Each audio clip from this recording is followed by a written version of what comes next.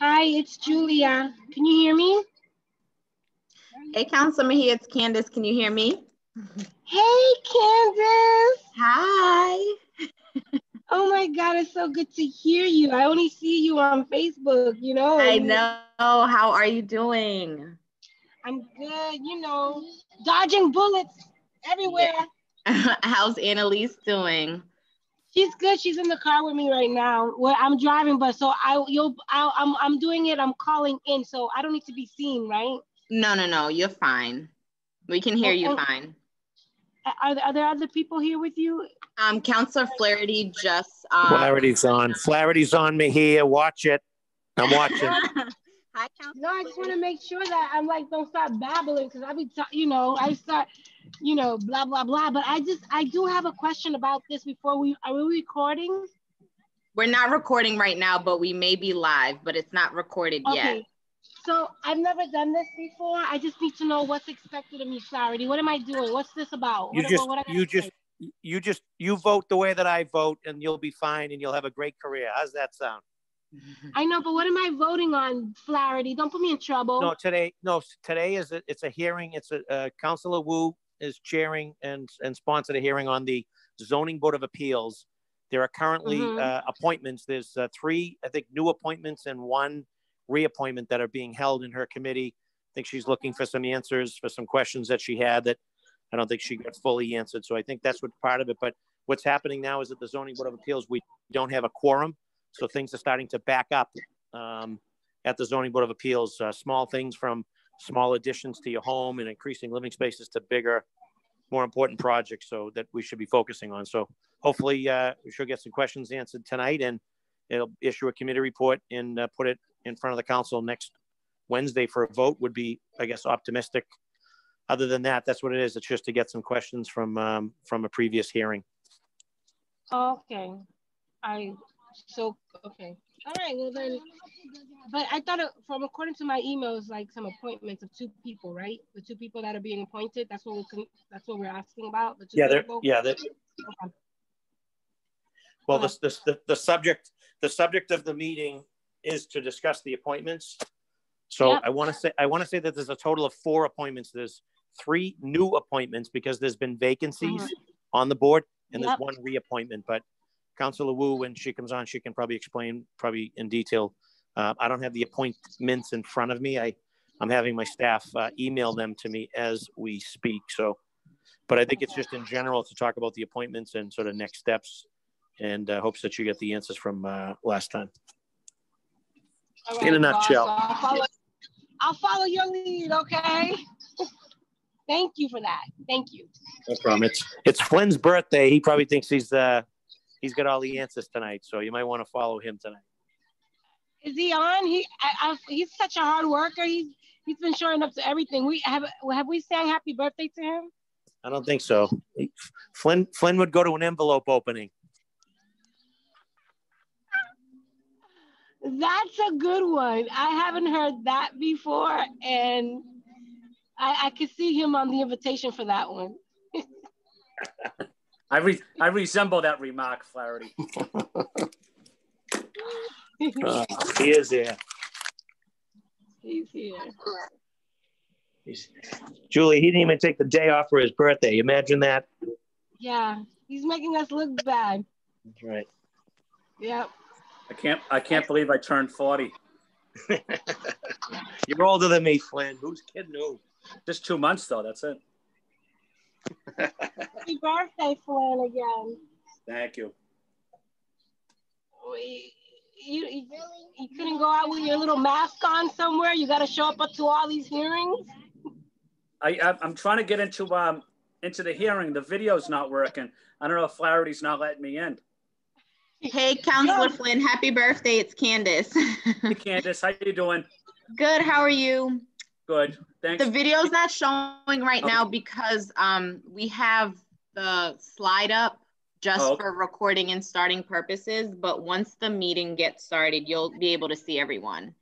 Okay, excellent. Thanks, Candace. And you're welcome. And central staff for all you're doing. I thought Flaherty was trying to play a trick on me, you know? Oh, no. Yeah, it's not about you, Flynn, today. Sorry. Not your birthday.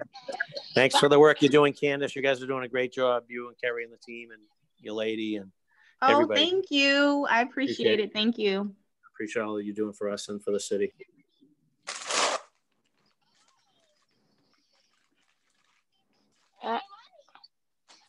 Can you just tell Councilor Wu that I'll go last? I'm driving, so I don't want to. I'm going to be listening most of the time, so I'm going to go on mute, okay? But I am here. Will do. I'll let her know. Thank you. Hi. I heard. Sorry, I was just stuck in the waiting room for a little bit. I heard you, Julia. No problem. I'm here, but I'll unmute and I'll go last. Okay, that sounds good.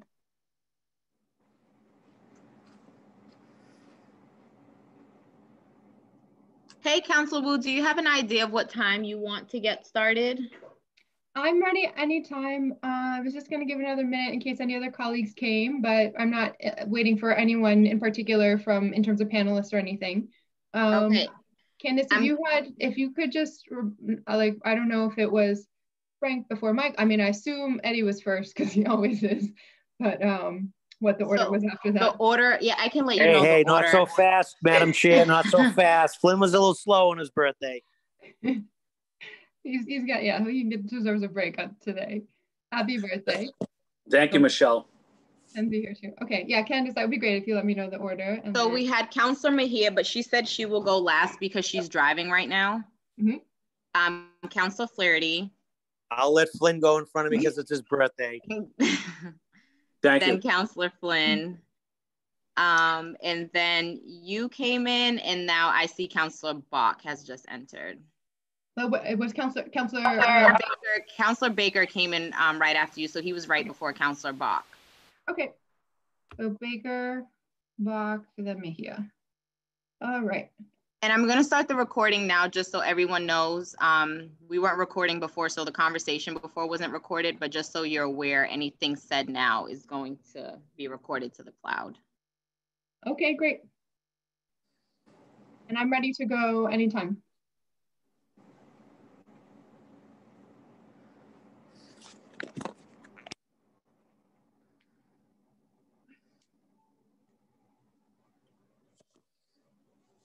Okay, so I think we're recording now. Candace, I'm just getting a message that says video can't be started. I know, no one needs to see all of our Zoom faces again if they don't want to, but I don't know if we want folks to enable their videos just to have more than the audio. Okay, I'm just going to change the settings around a little bit. Okay, thanks. And then we can get started right after that.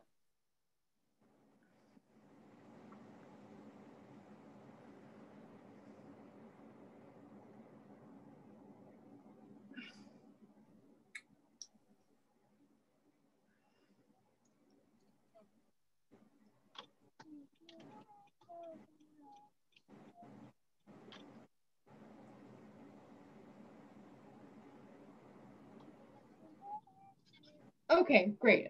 Looks like we are good to go, and videos can be turned on if folks would like. I want to thank everyone for joining us, especially our birthday boy today, who's being given special privileges to jump the line to be first in the order because of that.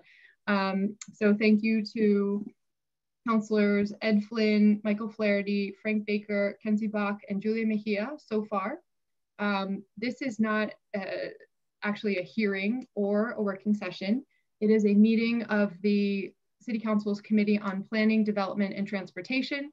And it was called to discuss oops, I see more councilors in the waiting room. Okay, hold on, let me see if I can add Councilors Asabi George and Edwards. Okay. So, okay, Lydia Edwards, Anissa Asabi George. Let me see if there's anyone else in the waiting room that we missed. Okay, that's all I'm seeing for now. So I was just saying this is a committee meeting rather than a hearing or working session because we are, I'm hoping to address the issues the issue overall of the Zoning Board of Appeals and the nominees before the council rather than specific dockets. So today I've called this meeting to address the pending vacancies in the ZBA. As you know, the City Council has authority to exercise oversight over this board with our confirmation power. We've been given that power over of oversight through state law. And this is not our standard process. Usually we would be inviting nominees in one by one and having a discussion about their qualifications or their motivations for serving on the board. But I just want to emphasize that these are not standard appointments.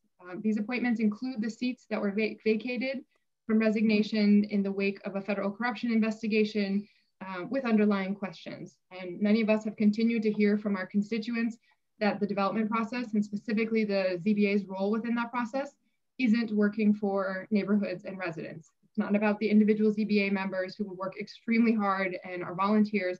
It is about the structure of the board. And because of that, the council at our last meeting passed a home rule petition that Councillor Edwards had introduced that requires structural change through the ZBA.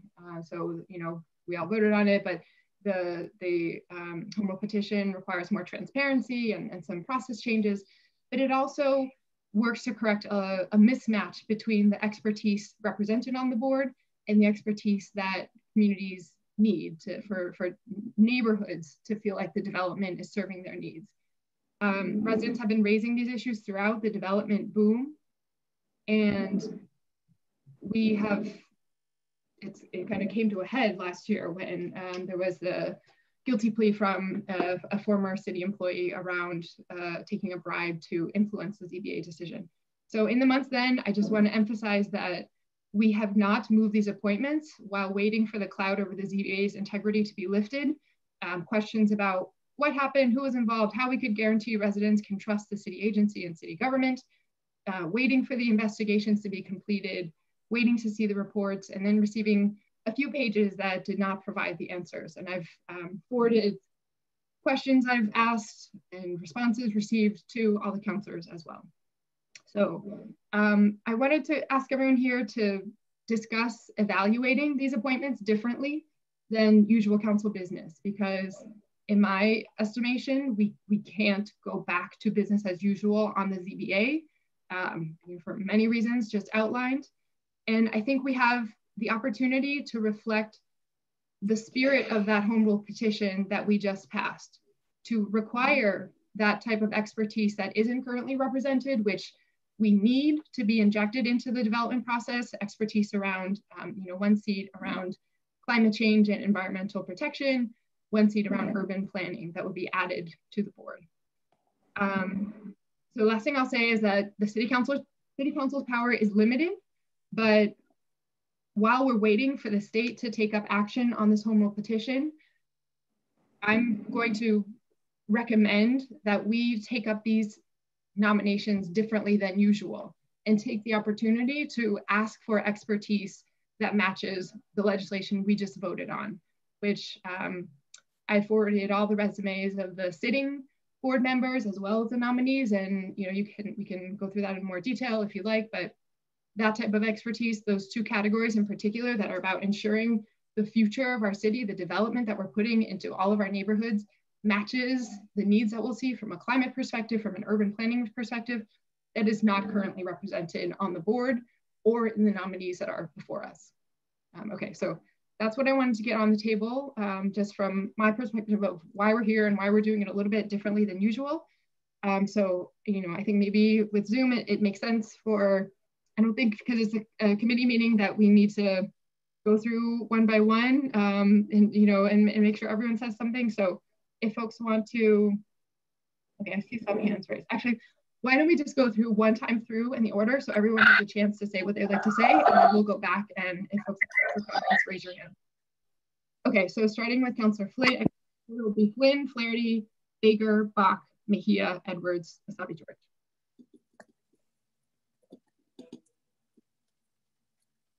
Thank you, Councilor Wu, and to my colleagues for convening this committee meeting. The ZBA plays, as we all know, plays a critical role in the development process in our city. And what I would like to discuss, or to have a ZBA member have a good background and experience, real life experience about how government works, but also someone that understands the critical role of a neighborhood and a function of a neighborhood where families can live and raise kids and go to parks. But a ZBA member has the influence and power as it decides which projects are effective and not. But it can help to build a neighborhood. It can help build a strong community. It can encourage people through their smart development of staying in communities, of raising families, and setting an agenda that a city works for everybody, especially for families, young families that are just starting out. That we have great planners that are looking into, schools, that are looking into where parks should go, are looking into transportation issues. So they should have a vast knowledge of city government, but they should have a vast knowledge of real life experience of what it is about raising a young family and what a young family needs in a city. And an urban planner, a designer would know those issues, but also residents of Boston know the critical role of neighborhoods and how they can be helpful keeping families in our city. And unfortunately, at times, families move out of cities because of lack of services for whatever reason. So that's what I'm interested in hearing, and that's what I'm looking forward to some discussion on. Again, thank you, Councilor Wu. Thank you. Happy birthday. Thank you, Michelle. Councilor Flaherty. Thank you, Madam Chair. One of the questions I had raised my hand was, because I don't have them in front of me, but the existing members, not the appointments that are in the committee, but the existing appointments. Do we know when the terms expire for those members? And I raise that only because it could take a year, 2, maybe longer to get our home rule passed. And the concerns, and again, identifying, obviously transparency is huge, and making sure that residents and both the petitioners and the abutters never feel that the cake is baked. And we clearly need to make sure, and we talked about this during Councilor Edwards' hearing, is that we want to make sure that the board members possess a skill set that makes sense for 2020. We don't want to have too many folks where we can't get to consensus. At the same time, we want to make sure that, you touched on them in your opening, that folks that have experience around the environment and housing and et such. So I was curious on that to see whether or not it makes sense to kind of whether continue to move this forward with the eye towards sort of obviously the home rule petition and making some of those changes that we need, but it may come in the form of as other memberships expire a little further down the road. And I only raise that because the calls I'm getting, folks, the J.J. Carroll Apartments in Brighton that we did a lot of work for, they had to defer at a recent meeting because there was no quorum. And that's a huge project in Councilor Braden's district that for senior housing. And now the residents are going to suffer because they're waiting for there to be a quorum and waiting for these things to get approved. And so again, recognizing the need for transparency, making sure that we're getting the proper skill set, but the lack of appointments are now starting to trickle out to the neighborhood where folks, and a lot of people are home due to COVID. So they're probably like myself, they're looking around the house and they're finding things that need to be fixed. And whether it's replacing a deck or adding a dormer or smaller fixes that do, believe it or not, require zoning board of appeal approval, they're kind of being held hostage to this issue. And that's my concern. I want to strike the balance. And I want to recognize that, we need to make an adjustment in terms of the skill set that we're going to be requiring from our zoning board of appeal members, as well as put in the necessary safeguards around conflict of interest and stuff like that. But at the same time, we need to kind of continue to move the city's business forward. And I think the latest statistic I had got was because of COVID, I think there's close to, I think it's like close to 700 cases are backlogged because of COVID. And so we have those that are sort of stuck in the quagmire. And every day, I just got off a BPDA hearing, as did a couple of our other colleagues on new matters. I think there's 20 something on the agenda today. So again, these appointments were made back in October. I think a couple were in October, a couple in January. I think we at least need to kind of continue to move forward and to give the board, at least the membership of a quorum so that they can continue to do the people's business while we strike that balance and we iron out sort of the needs that were identified through the home rule petition. And it may, I think the argument is today, it's that I think we're trying to get them out of this batch of appointments, but it may be something that we have to strike that balance and maybe do it over a period of time. And again, that's just my food for thought. And it's only because I'm now getting calls and concerns from residents, from taxpayers who are trying to do really small improvements on their homes throughout all of the neighborhoods.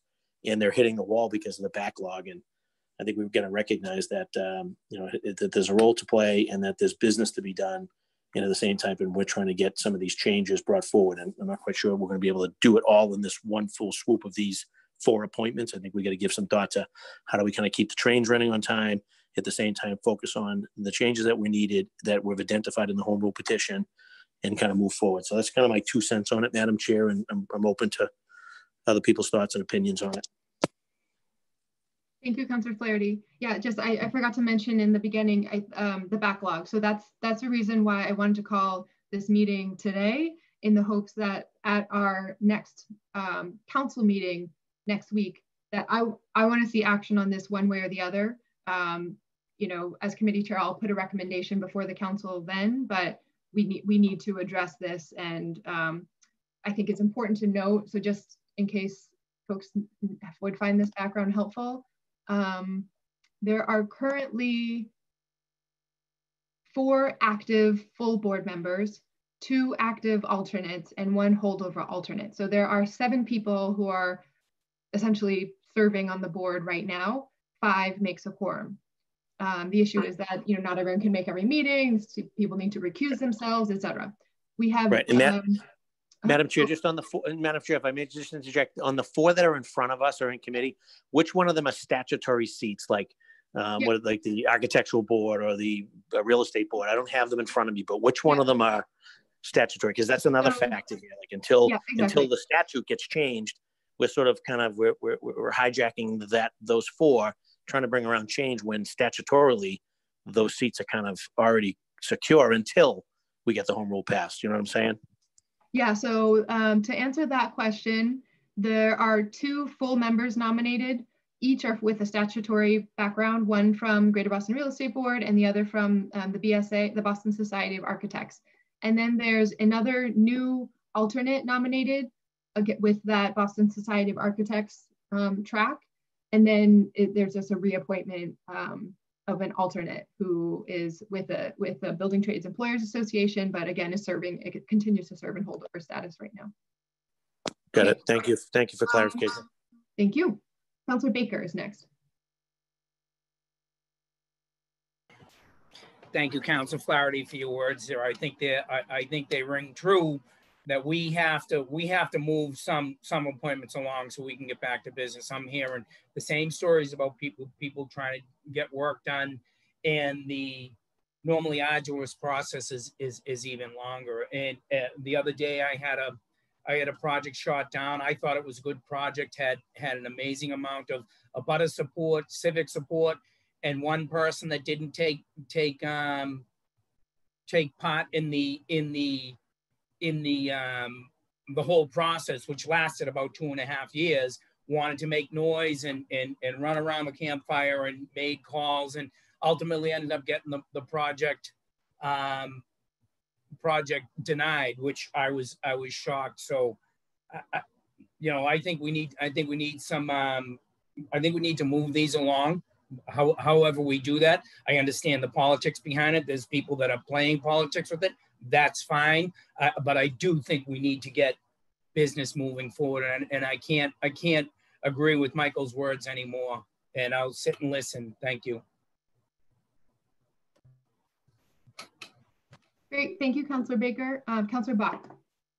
And as Councilor Bach is unmuting, my team just sent over the expiration dates for all the existing members. So I'll email that out to everyone right now too. Yeah, and Candace, if you could let me, my video stopped, so I can't share video for some reason. So I'm not trying to hide from you all. Yeah, but I can go nonetheless. Yeah, so good afternoon, everybody. I mean, I think my instinct here is that it does make sense when we've got 4 appointments before us, which is a pretty substantial portion of the board. And we've expressed as a body a desire to move that board's like knowledge and capacity in this direction of more expertise in environmental issues in urban planning. Like, it makes a lot of sense to me that we would use those vacancies to try to achieve some of that expertise in the interim. And I mean, I do think it's complicated somewhat by the fact that, to Councillor Flaherty's point, that these appointees have been offered by some of the appointing bodies, right? So the BSA, and then I think the other ones, the real estate board. Is that right, Madam Chair? The two who would become permanent members. One is GREB and the other one is BSA. But I guess my instinct on this is that if we could, you know, find a way to add, it just feels like the situation has changed since these appointments came in multiple respects, right? There's both the like federal inquiry and the whole set of things that the chair referenced. And then there's also the fact that we, the council, have taken a position in concert with the mayor about what the ZBA ought to look like. And since there is room for us to reflect that in these.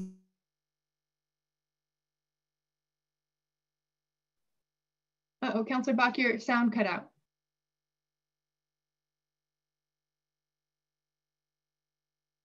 Councilor Bach?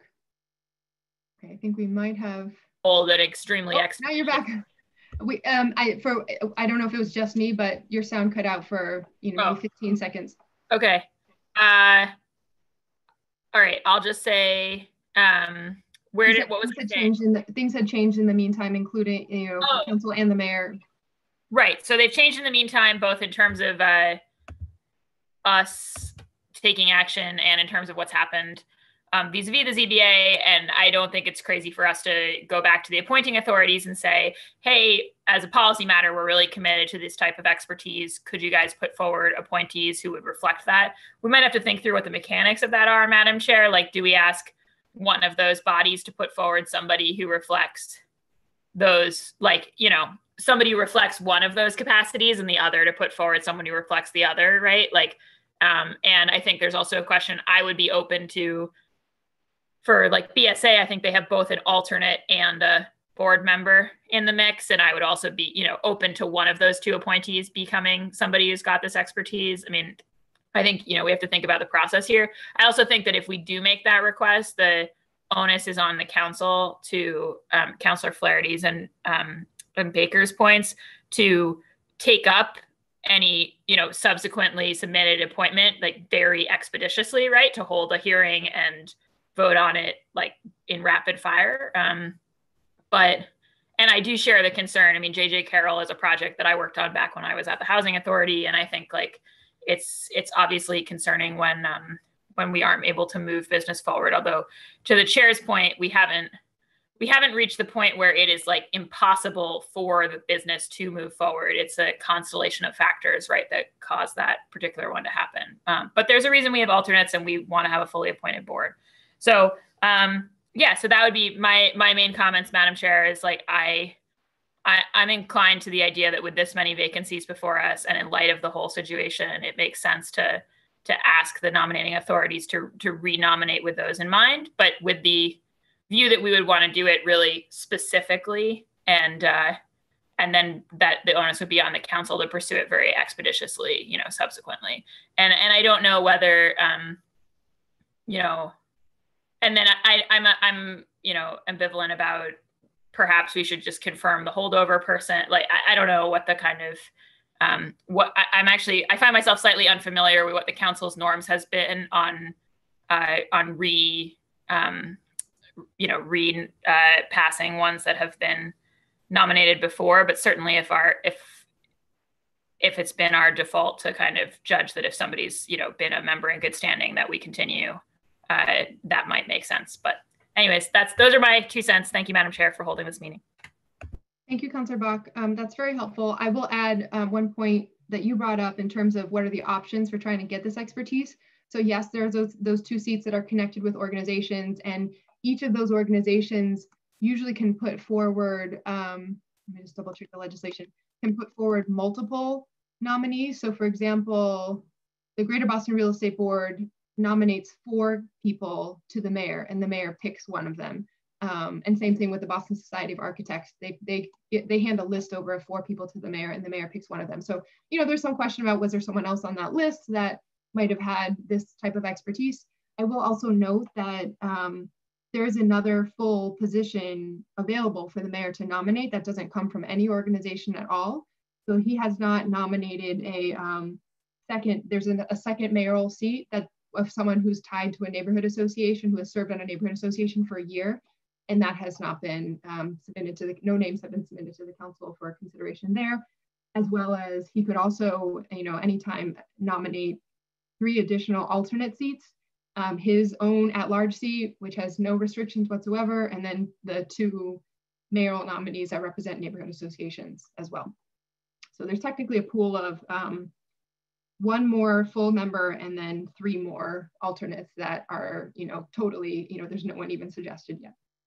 Thank you, Madam Chair. That's helpful to know. And I'll also add that the one other thing that's in the legislation that we might reflect on, I know it was brought up by Councilor Edwards, is the idea of having a renter in the mix. So that would be the other, besides the 2 areas of expertise, I think that would be the other thing that kind of would be consistent with the spirit of the legislation. Okay, thank you. I know Councilor Mejia had asked to go last because I think she's traveling and not, and as sitting in one place. So I'm going to assume that she meant, as the line kept getting longer too, but just throw a blue hand up, Councilor Mejia, if that's not true, because there are 2 other councilors, Councilor Edwards and then Councilor Asabi George. So I'm not seeing a blue hand. So we'll go to Councilor Edwards, Asabi George, and then Mejia.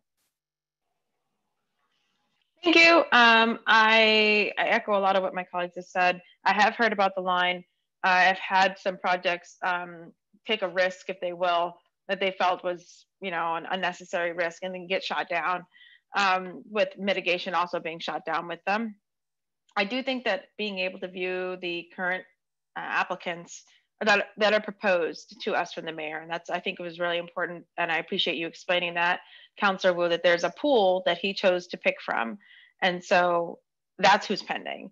But if we were to push back and say that there's certain standards on the legislation that he actually helped to write, influence, and push on, that we think should be applied right now to the pool of folks he's picking from, then I think that would make it easier for us, but also be in line with us pushing and the ZBA towards a diverse ZBA, one with multiple skill sets and multiple perspectives.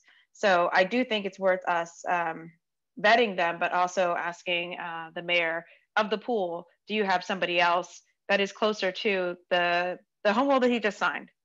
And especially around the renter perspective, I know that was a big deal. That's part of his kind of at-large picks that he can have.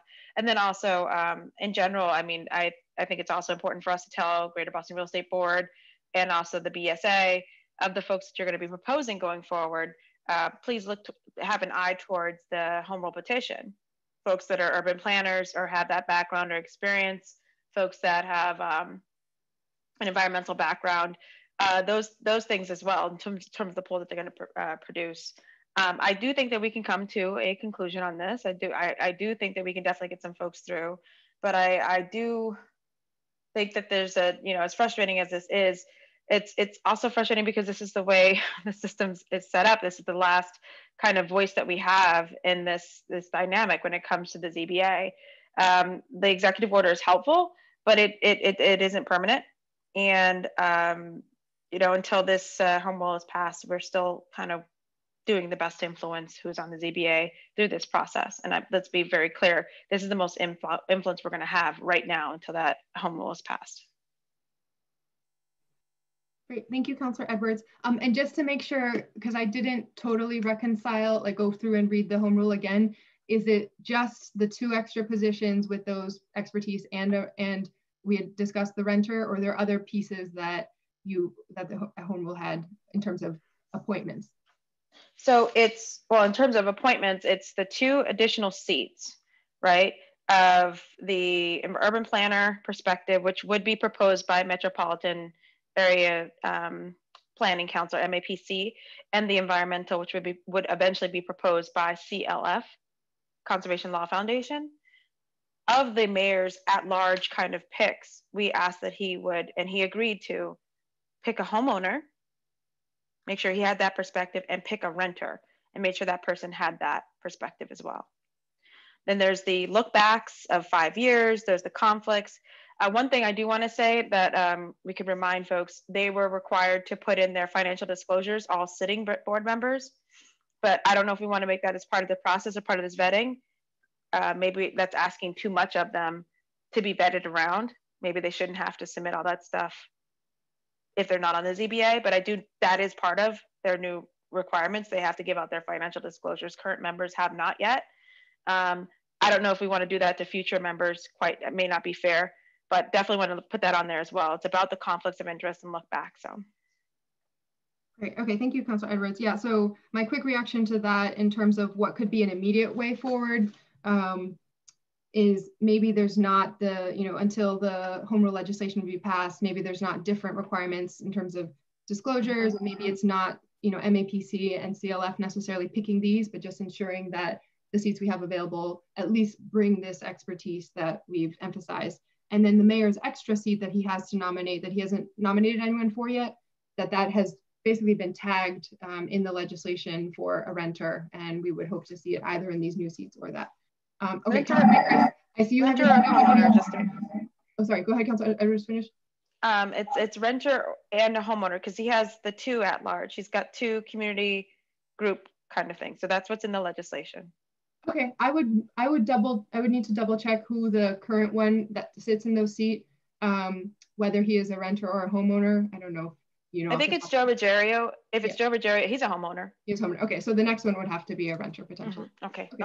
Madam Chair, can I ask a question? Can I ask a question through you to Councilor Edwards? Oh, sure. Okay, just because it's directed back to Lydia, and because I don't want everyone else to get. Yeah, Lydia, through the chair, what is the significance? Like, what type of expertise does a homeowner and a renter bring? Like, what sort of expertise are we looking for there? Just curious. On those so they're not statutory seats for expertise, right? So let's be clear, those are always community seats. So they were always supposed to be people reflective of the community. And that's what the mayor does. And so what we asked of the mayor, instead of creating a whole nother seat, which I think you are correct, would have required an expertise explanation.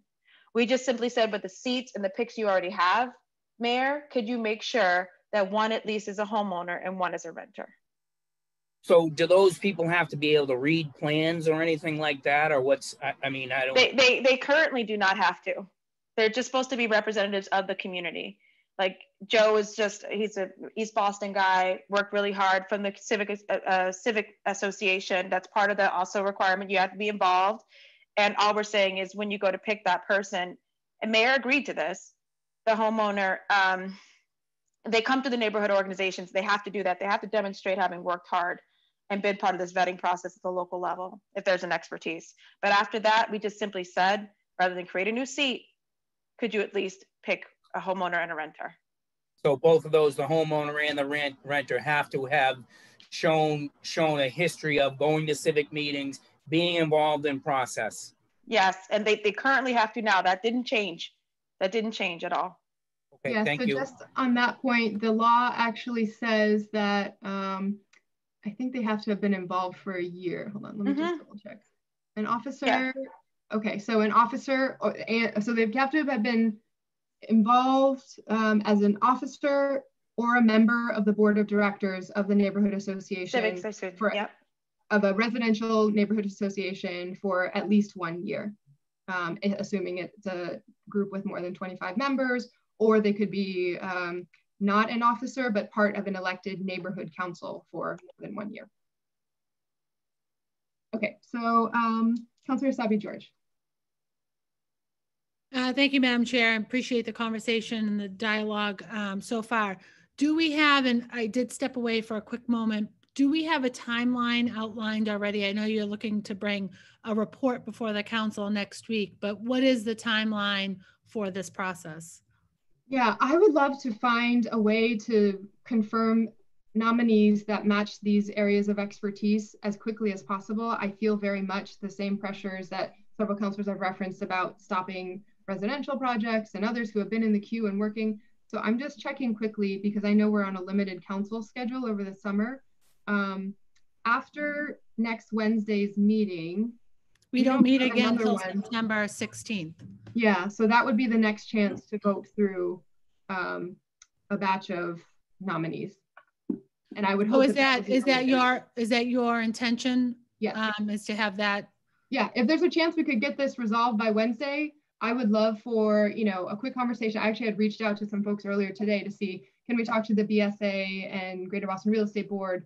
Do they have someone who's a climate change? You know, I'm sure architects very much so have to have climate change backgrounds these days. I think the resume of this particular one didn't seem to reflect that, but maybe there were others on the list already submitted to the mayor that have that, or maybe they have someone else who would be willing to do it. I mean, just keeping in mind, these are volunteer jobs. They are very intensive. And so, you know, it's not like people are jumping all over themselves necessarily. Right. And that's, I mean, part of my concern around the timeline, both of this effort and sort of the reaching and attaining the larger goals, the sort of the global ideas around this work, but also realizing that there are limits to our time here prior to, you know, we've got Wednesday next week, and then it's a month until our next meeting.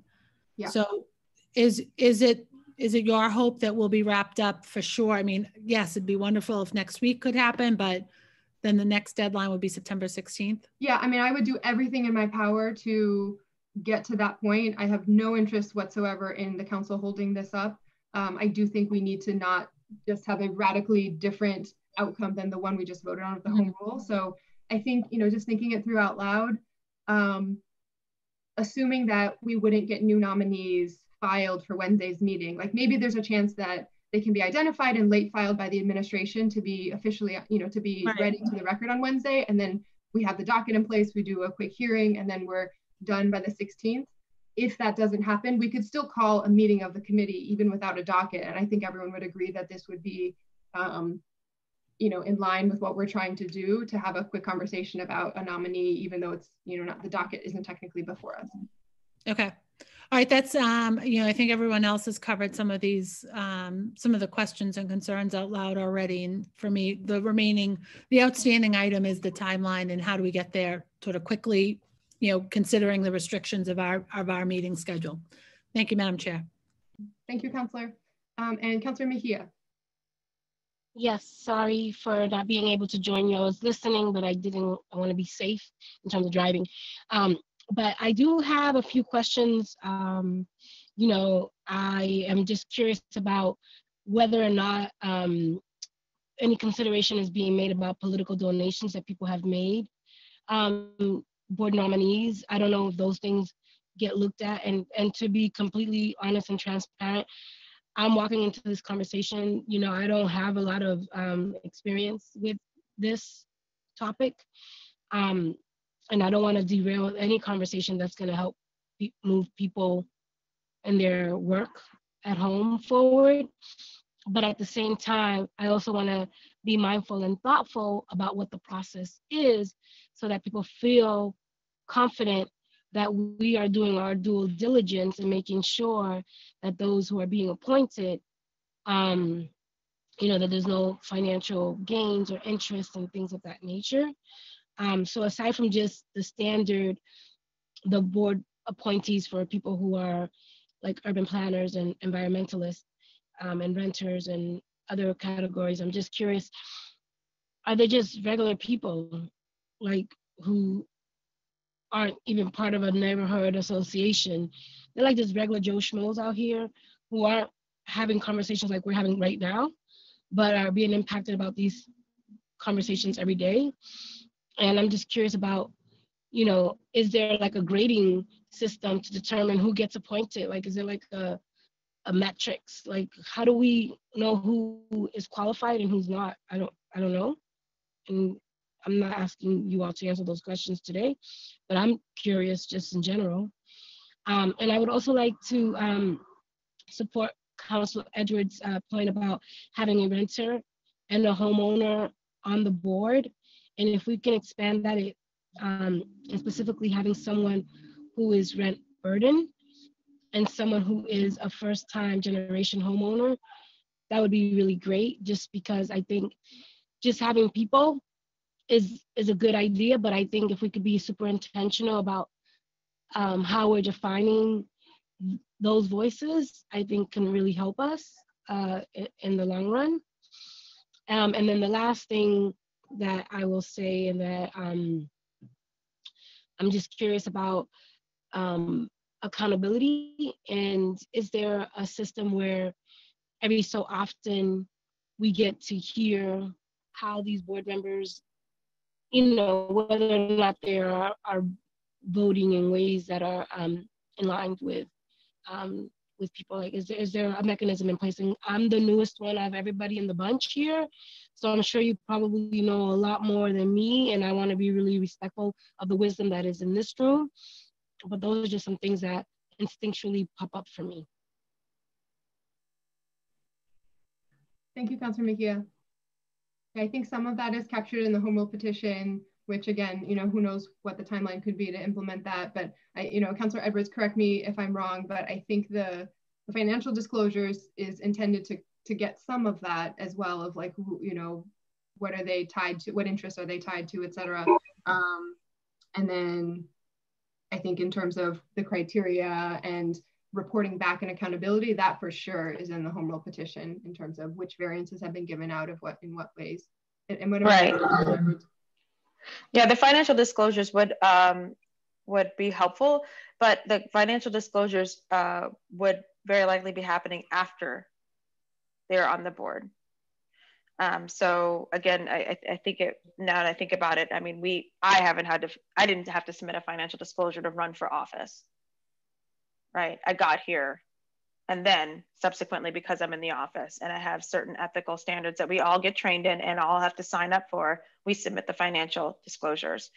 So in terms of but addressing Councilor Mejia's perspective or suggestions, those can absolutely happen. It's just the mayor is the one who's going to be picking the pool.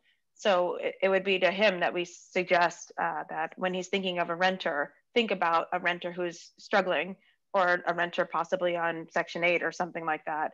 And to him, we would suggest, if you're talking about a homeowner, talk about, or could you please consider first-time homeowner folks, maybe partner with MAHA and find somebody. So those are suggestions we can just make outright to him that the mayor can do. Great. I have one more question. Sorry, Chairwoman Wu.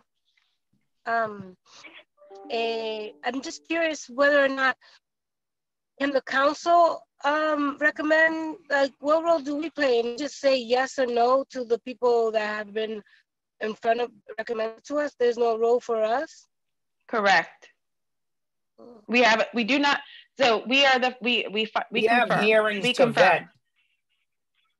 We confirm ultimately, and yes, vet, as Councilor Baker. Yeah, and I think I think what I'm trying to flesh out in this process is that our role is, if we all said, or if, you know, a majority said, we're not going to vote yes unless they have a climate change background or they're a renter, et cetera. That's kind of the way the system is set up right now. Great. Okay, so are you good, Councilor Mejia? Because I saw Councilor Arroyo has joined as well, so I want to give him a chance to weigh in. Thank you, Madam Chair. Are you good, Councilor Mejia? I don't want to take your time if you still got questions. No, I'm good. Thank you so much. Thank you. So I'm sorry to be joining late. my day's been scheduled out, and so I don't know how much of what my questions were have been asked, and I kind of want to save everybody's time by not re-asking things, but just so I can get a sense of where we're at. Are we waiting on, just for me to understand where we're holding up on, are we waiting on new information that's been requested, or not even new information, but just information in general that's been requested in terms of documents or testimony or anything that we need? Are we waiting on that?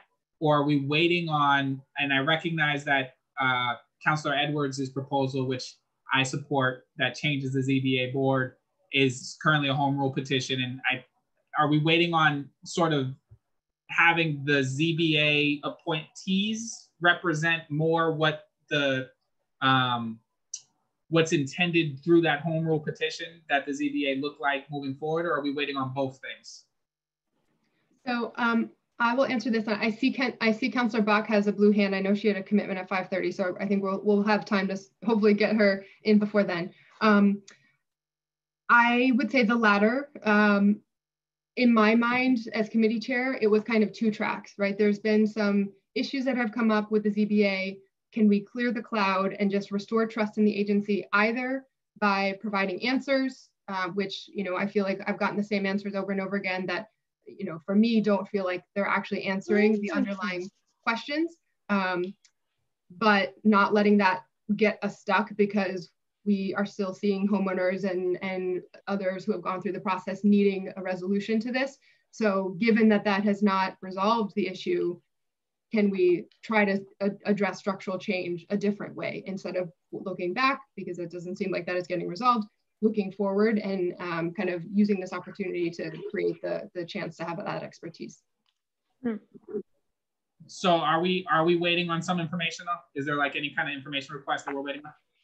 I have sent the letters, and I know the Commissioner Irish is on here too. Thank you, Commissioner. The Commissioner has sent a reply letter, which I'd also forwarded to everyone. You know, I'm happy to go through in detail the ways in which I don't think it directly addresses the underlying questions asked, but I've received that set of answers a few different times now. So I don't think that it's worth it in terms of the hold up to residents, et cetera, to keep just hammering that without trying to find a solution and a workable way forward. Okay, and so, and this is my final question, because I know Kenzie has a time restraint. In terms of the nominees and our role in vetting them and having kind of a firm or you know, not a firm, they were all recommended for these positions or appointed, or not so much appointed, but put forward as potential appointees prior to the passage of the ZBA reforms? Yep, so the timeline is, and I guess just to clarify the answer to the last question, just like very clearly, I'm not giving up on trying to find the answers, but the response I've gotten from the administration again and again and again is that there is a federal investigation still ongoing, so they're going to defer to getting answers that way. So that aside, the timeline was that the federal investigation began, the news of it broke, and then there were resignations, which opened up vacancies on the board. And then new nominees were submitted. And then there's a period of months before the reports came out of results of investigations about what happened. And since that happened, then COVID and the home rule petition. Got it. Okay, thank you. And then I'll rewatch this just to pick up whatever I've missed in the interim. Okay, thank you, Councilor Royal. Councilor Bach? And if anyone else has comments at this point, just if you could raise your blue hands. Hi, Madam Chair. I just wanted to note, because I looked it up, that after the what's today's date? Like today's the 13th, right?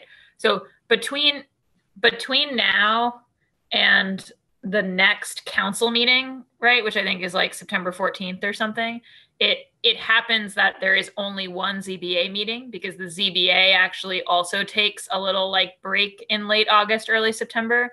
So whereas like in July, there was a ZBA meeting every week, I do think that, you know, if we could make this request to the mayor and the appointing or nominating, I guess, authorities, and, you know, if it feels to me like there is time between now and the 14th of September for them to, like, you know, nominate some people who reflect better the legislation we passed, and for us to expeditiously take up the nominations. And I personally feel comfortable with the idea that if we were approving new nominees by the like middle of September and only one more ZBA meeting had happened between now and then, like that doesn't feel to me like undue delay caused by the council. So I just wanted to put that out there from a kind of scheduling perspective. That's really helpful to have those meeting dates lined up. Thank you. Okay, I don't see any other blue hands. So asking for anyone else, if you want to jump in at this point. No. Okay, nothing. How many resignations were there, Michelle?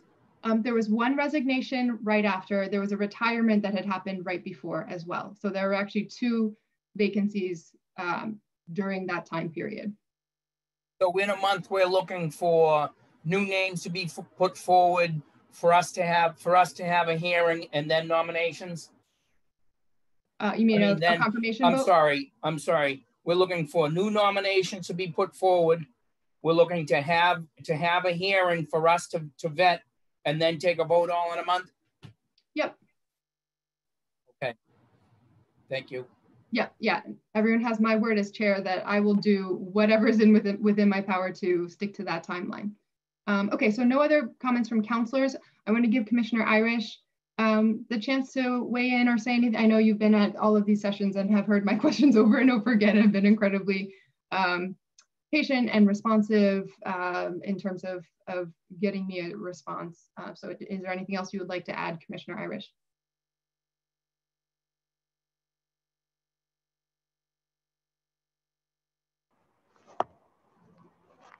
Thank you, Chairman Wu. Actually, there's nothing that I'd like to add. I was just listening in as I'm running errands. Thank you for taking up this matter. Great. Okay, well, that feels good in terms of having a somewhat defined path forward. So just to summarize, at the next council meeting, so filing in time for tomorrow, I will try to get all of this down on paper so that we have clear written sense of where we're headed. And then the general goal will be to work with the BSA, the Boston Society of Architects, the Greater Boston Real Estate Board, the Mayor's Office, to ensure that there are a set of nominees within the next month that can be approved, either from the 2 seats on the table or adding in the one that is still out there to reflect both of these types of expertise as well as the renter provision. Oh, I see a hand from Councilor Mejia. Yes, Councilor Wu, I'm just curious, and I'm sure this probably was already discussed, but through this, in terms of just racial diversity and small businesses, is there a factor that is in the home rule petition? And I'm sure equity, blah, blah, blah, somewhere there's some standard around that as well. So it's socioeconomic status and like all of these things being considered about who's representing in these spaces. I'll defer to Councilor Edwards, but I actually don't think that was included, was it? No, not as requirement within the home rule petition. We had asked initially for a civil rights position, someone who could understand zoning law, a zoning attorney. We had asked for folks who were versed in the equity zoning space, and that we could not agree on those seats with the administration. So the compromise was these 2 seats, environmentalist, urban planner, and having those 2 seats go forward. But those questions that you're asking, Councilor Mejia, at any point in time while we are vetting any potential member, we can ask about their experience, their perspective, how they look at things, period. That's part of the vetting process, but it's not part of the legal requirement. And they're going to come through us individually, and then we interview them. Is that what the vetting process is that Frank referred to? That's what happens next? Okay. Yeah. To Councilor Wu. Yeah. So usually the administration would file it at a council meeting, and then once we have the docket, there would be a hearing where the nominees are invited to join. We ask them questions. They send us their resume ahead of time as well, and then we take a vote after that. Thank you for that. Okay, anyone else? Last comments and thoughts? Nope, okay, then we'll adjourn this meeting. I want to thank everyone so much and see you at the council meeting next week. Thank you.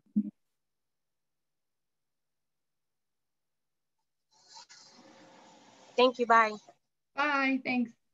Thank you, Candace. You're welcome, Counselor. Have a good day. Okay, see you later. Thank you, Commissioner.